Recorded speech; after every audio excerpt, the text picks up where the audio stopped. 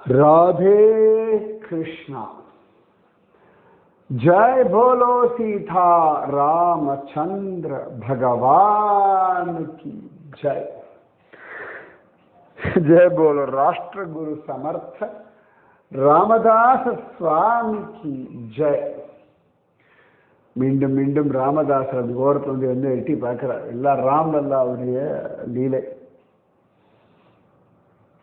जय बोलो राधा रानी की जय। जय बोलो श्री कृष्ण कन्हैया लाल की जय। जय बोलो वृंदावन धाम की जय। जय बोलो यमुना मैया की जय। जय बोलो गोवर्धन गिरिराज की जय। जय बोलो राधा दामोदर भगवान की जय। राधा दामोदरन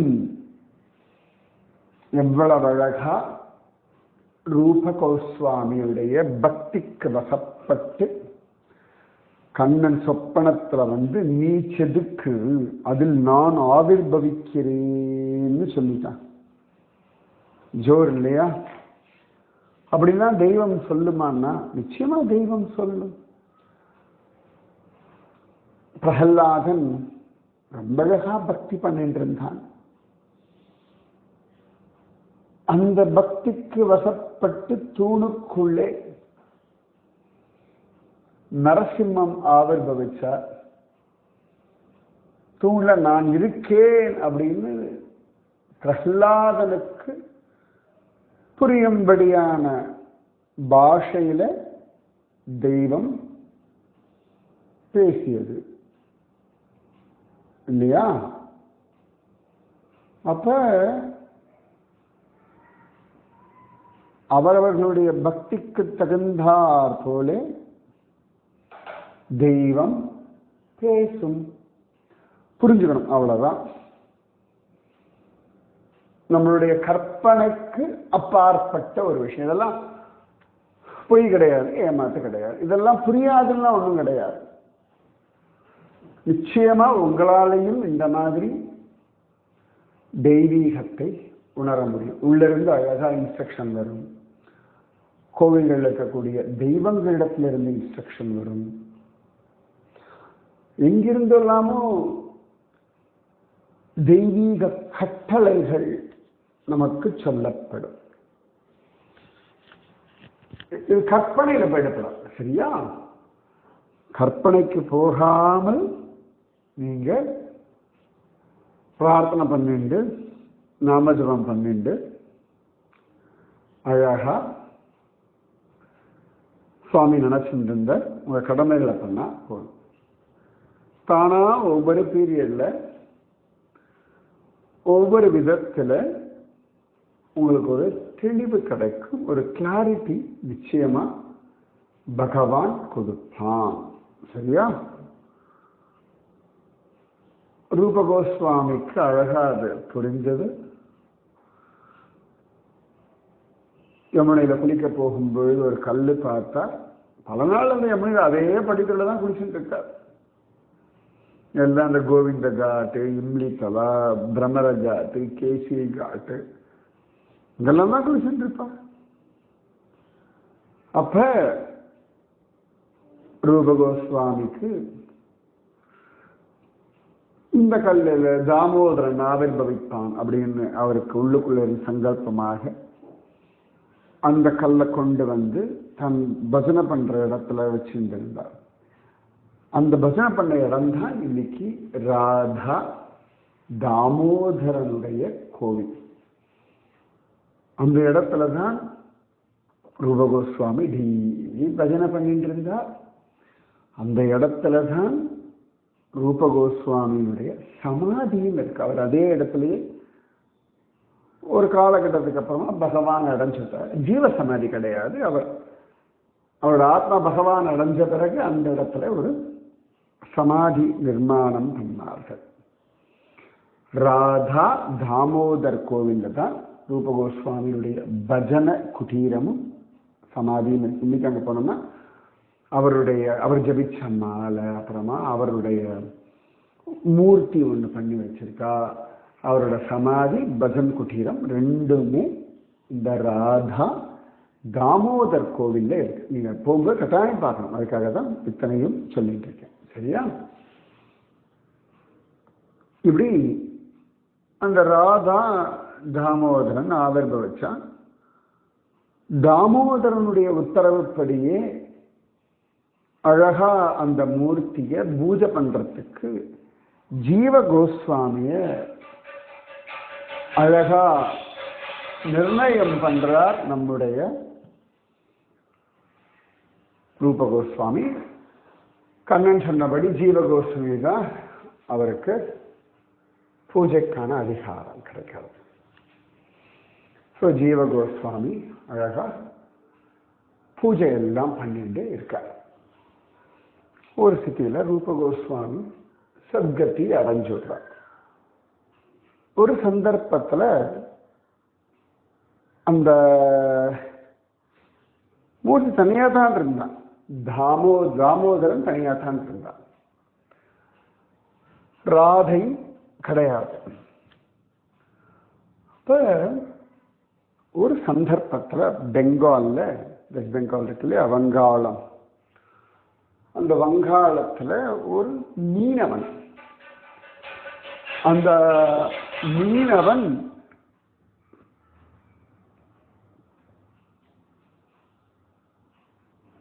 வலைய விரிச்சு கடல்ல மீன் பிடிக்கிறான். அப்ப அவனுக்கு வலையில மீன் கிடைக்கல. 2 மூர்த்திகள் கிடைச்சது. 2 பெண் தெய்வங்களுடைய மூர்த்திகள். அவன் பார்த்தா இதை வச்சு நாம என்ன பண்ண போறோம்? ரொம்ப அழகா இருக்கு, ரொம்ப ஆகர்ஷணத்தோட இருக்கு. அந்த 2 மூர்த்திகளை கொண்டு வந்து அந்த ஊர் ராஜா கிட்ட கொடுத்துட்டான். உடனே அவர் பார்த்தா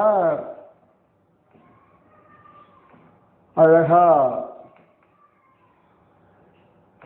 இந்த மூர்த்திகளை என்ன பண்ணலாம் அப்படின்னு சொல்லி ராஜா வாங்கி வச்சிருந்தார். அந்த சந்தர்ப்பத்தில் அவருக்கு ஒரு சொப்பனம் வந்தது. சொப்பனத்தில் என்ன ஆச்சு? இந்த மாதிரி இந்த எங்க 2 பேரையும் கொண்டு போய் நீ வந்து பிருந்தாவனத்தில் இருக்கக்கூடிய ஜீவ கோஸ்வாமி கிட்ட ஒப்படைச்சுடணும் அப்படின்னு உத்தரவாயிடுது. ராஜாவுக்கு ரொம்ப சந்தோஷம். ஆஹா, பேசும் தெய்வங்கள் என் வீட்டில் வந்திருக்கேன் அப்படின்னு. நிஜமாவே தெய்வம் பேசுமா அப்படின்னா என்னுடைய அனுபவத்தை நான் ஒன்று சொல்றேன். நிறைய பேர் சொல்லியிருப்பா, இருந்தாலும் பரவாயில்ல. நம்ம ராதே கிருஷ்ணா சத்சங்கத்துல வேதநாதன் அப்படின்னு ஒரு கிருஷ்ணன் உண்டு. எங்க இடத்துல தான் இருக்கான், என் கூட தான் இருக்கான். நம்ம சத்சங்கத்துக்கான கிருஷ்ணன் வேதநாதன் பேர் அவனுக்கு. நான் ஒரு வீட்டுக்கு போயிருந்தேன், பாம்பேல ஒரு வீட்டுக்கு போயிருந்தேன். ஏதோ ஒரு ஜாதக விஷயமா, ஓகேவா? அப்பா வாங்க, நான் யூஸ்வலி போக மாட்டேன். அன்னைக்கு என்னமோ நான் போனேன். அப்போ அவ வீட்டில் நாங்கள் உட்காந்து பேசிட்டு இருக்கோம். டீபாயில் இந்த வேதநாதன் நின்றுட்டு இருந்தான். ரொம்ப அழகான மூர்த்தி. எனக்கு பார்த்தேன், அவர்கிட்ட எல்லாம் பேசினேன், ஜாதகம் கொடுத்தேன். என்னோட தங்கை காய்ச்சல் ஜாதகம் கொடுத்தோம், வாங்கினோம். எனக்கு அந்த மூர்த்தி எப்படி பார்த்துட்டீங்கன்னா, அவர் உள்ளே போனால் எதுக்கோ காஃபியோ டீயோ இல்லாட்டி தண்ணி எடுத்துறதுக்கோ, எனக்கு இந்த மூர்த்தியை பார்த்தோன்னா அவ்வளோ ஆசை. இன்னமா இருக்கான் அப்படின்னு இப்படிலாம் எடுத்து பார்த்தா ஜஸ்ட் டீபாயில் வச்சிருந்தான் அவனை. அப்போ அவன்கிட்ட சொன்னான், நீ என்ன கேளு எடுத்துட்டு போயிடு, என்ன அழிச்சுட்டு போகணும். எனக்கு திடுக்கு எடுத்து சரி நான் நினைச்ச அதை கற்பனையில் பேசிட்டு இருக்கேன். இல்லை இல்லை நீ என்ன கேளு நான் உன் கூட வரேன், என்ன கேளு நான் உன் கூட வரேன். அடுத்து எடுத்தான் என்ன, என்னடா இது. நான் சொன்னேன் இதோ பாரு, நான் இப்போதான் ஃபர்ஸ்ட் டைம் அவள் வீட்டுக்கு வந்திருக்கேன், அது வரைக்கும் பழக்கம் கூட கிடையாது. தங்கையோட ஜாதகம் கொடுக்கறதுக்காக வந்தேன்.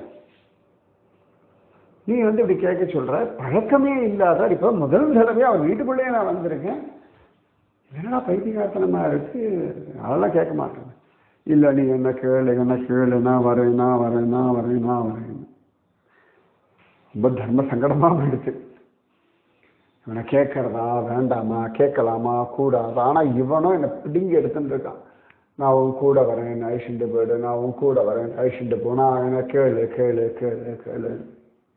நான் கேட்க மாட்டேன், கேளு கேட்டுதான் பாரு. கொஞ்சம் வெக்கமா தானே இருக்கும்ல, சம்மந்தமே இல்லாத போய் திடீர்னு வாட்டில் இருக்கக்கூடிய ஒரு கிருஷ்ணனை கேட்கணும். சரி அவர் வந்தவன நான் அப்படி பார்த்தேன். கொஞ்சம் அப்படி என்னாச்சு இந்த கிருஷ்ணன் இங்கே ரொம்ப நல்ல மாதிரி, என்னாச்சு இந்த கிருஷ்ணன் இங்கே வச்சிருக்கல, அது நேரடியாக கேட்கக்கூடாது. அது கொஞ்சம் ஒரு லஜ்ஜை வெக்கம். உடனே அவர் சொன்னார், அது நாங்கள் கும்பகோணத்துலேருந்து வாங்கிட்டோம்.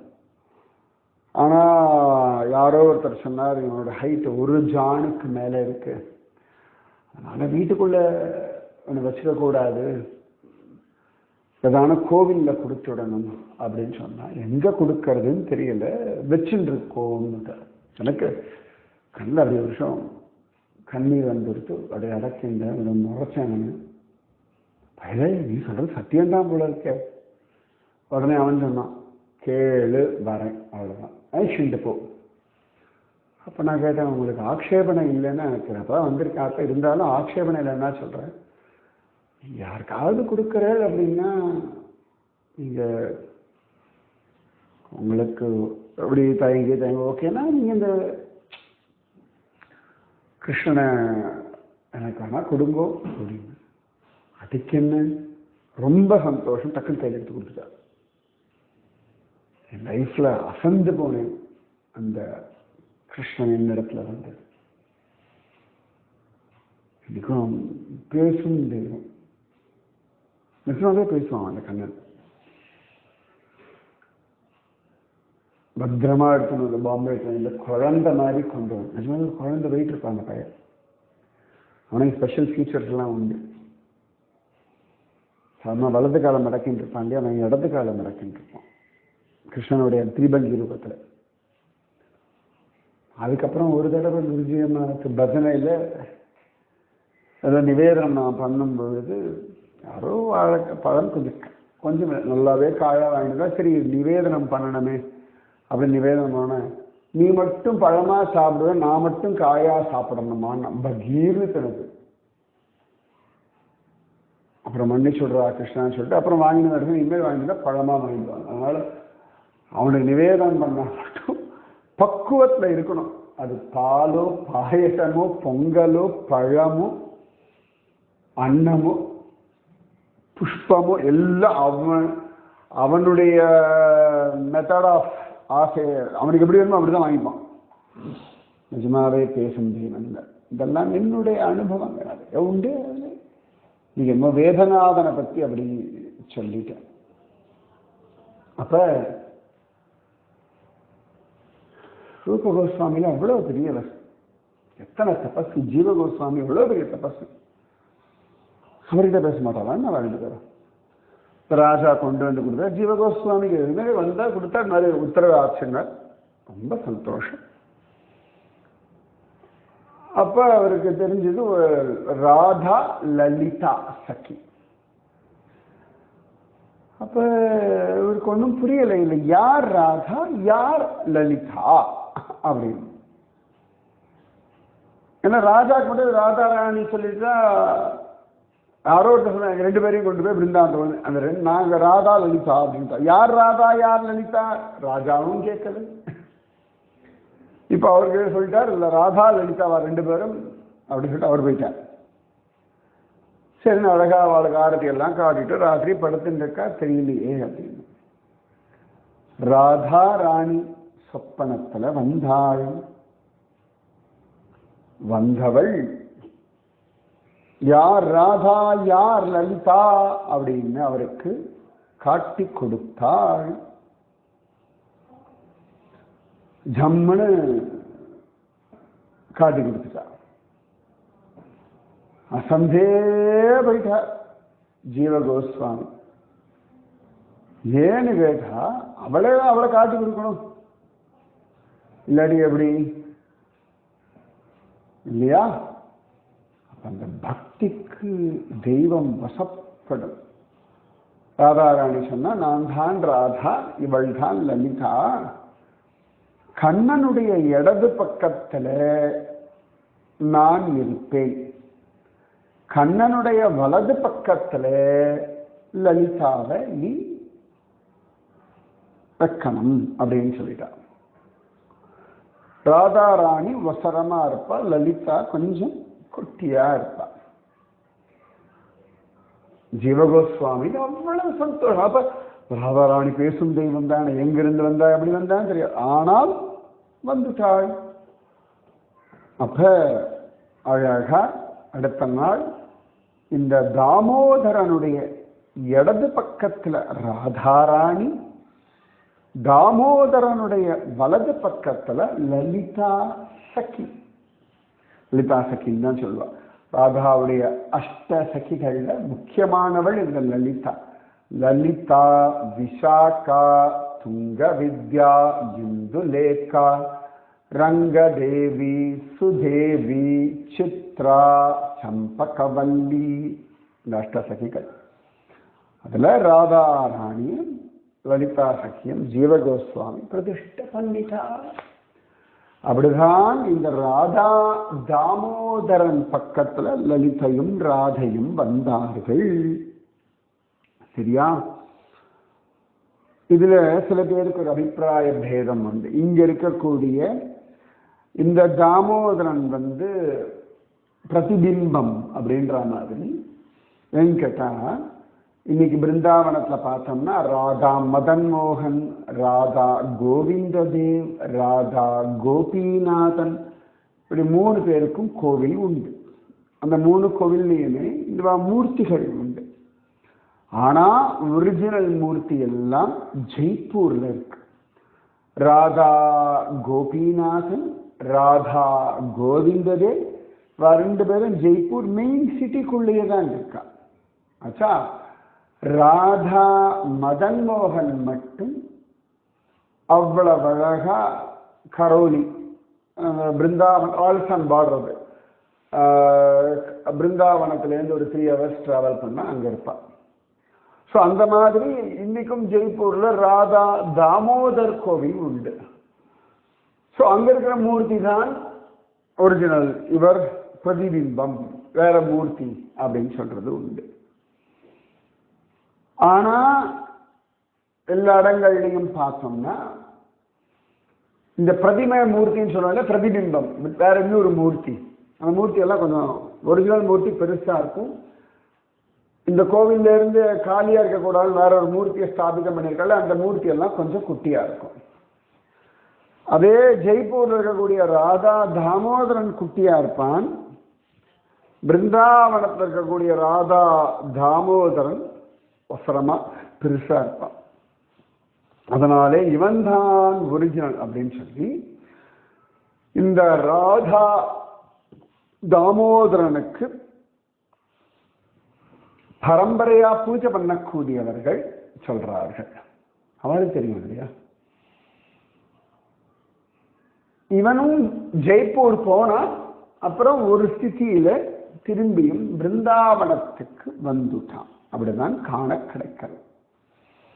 அதனால அவ்வளவு சிரேஷ்டம் இந்த ராதா தாமோதரன். இந்த ராதா தாமோதரன் கோவில்லையே இவனுக்கு பக்கத்துல ராதா மாதவன் அப்படின்ற ஒரு கிருஷ்ணனும் ராதையும் உண்டு. அவ யாரு என்ன நாளைக்கு சொல்றேன்.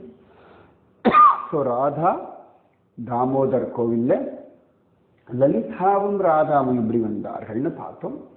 இந்த ராதா தாமோதர் கோவில்ல தான் ரூப கோஸ்வாமியுடைய பஜன குட்டீரமும் அவருடைய சமாதியும் இருக்கு. சரியா? ராதே கிருஷ்ணா, ராதே கிருஷ்ணா, கிருஷ்ணா ராதே, ராதே கிருஷ்ணா, கிருஷ்ணா ராதே, ராதே கிருஷ்ணா, கிருஷ்ணா ராதே, ராதே கிருஷ்ணா, கிருஷ்ணா ராதே. जय बोलो राधा रानी की जय, जय बोलो श्री कृष्ण कन्हैया लाल की जय, जय बोलो यमुना मैया की जय, जय बोलो गोवर्धन गिरिराज की जय, जय बोलो वृंदावन धाम की जय, जय बोलो राधा दामोदर भगवान की जय, जय बोलो रूप गोस्वामी की जय, जय बोलो जीव गोस्वामी की जय. राधे कृष्णा. जय बोलो ललिता सखी की जय, जय बोलो राधे कृष्णा सत्संग की जय, जय बोलो वेदनाथन वेदनायकी की जय, जय बोलो पूज्य श्री श्री अम्मा की जय. राधे कृष्णा.